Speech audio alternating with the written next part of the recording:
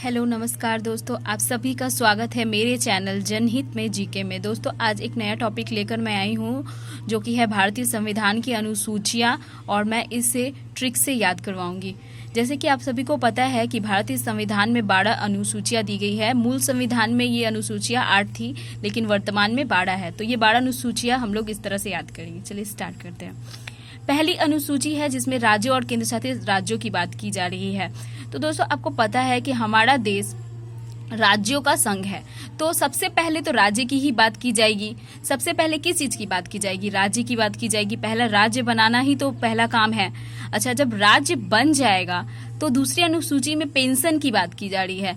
तो आप इस तरह से रिलेट कर सकते हैं कि पहले तो राज्य बनेगा और राज्य बनने के बाद उसे पैसे देने पड़ेंगे। पैसे देने पड़ेंगे कि नहीं, क्योंकि राज्य को चलाने के लिए पैसे की आवश्यकता है। तो पैसे से आप पेंशन याद रखेंगे। पेंशन में भी तो पैसे ही दिए जाते हैं।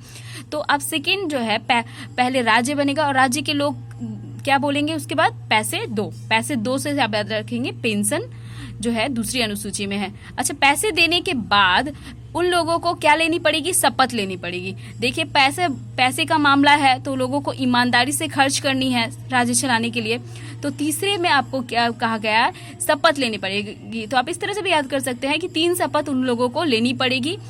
पहले क्या है? पहले है कि राज्य बनेगी, राज्य को क्या देना है? पैसे देने हैं, और पैसे लेकर उन्हें शपथ लेनी पड़ेगी कि वो पैसों को ईमानदारी से खर्च करेंगे। चलिए इसके बाद नेक्स्ट आता है 4th अनुसूची। चौथी अनुसूची में कहा गया है राज्यसभा में सीटों का वितरण।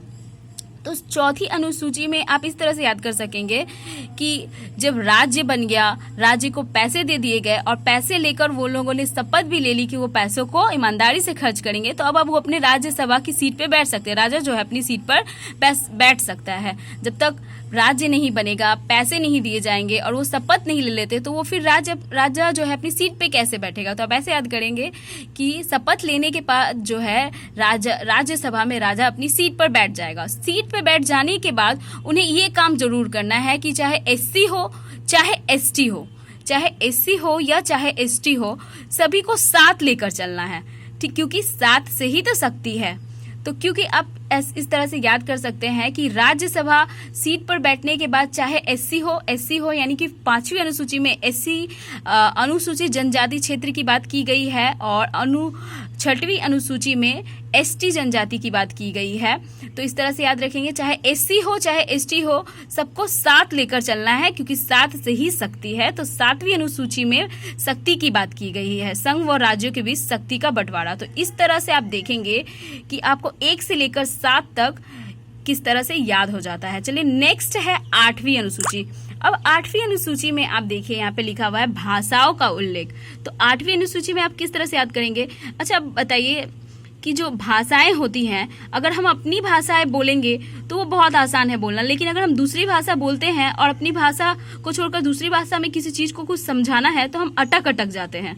जब भी हम कोई भाषा दूसरी भाषा का प्रयोग करते हैं तो अटक जाते हैं। तो अटक से आप याद रखेंगे 8। तो 8वीं अनुसूची में क्या है? भाषा की बात की जा रही है कि दूसरी भाषा अगर हम बोलते हैं अपनी भाषा छोड़कर तो हम उसमें अटक जाते हैं अक्सर। तो अटक से 8 याद रखेंगे।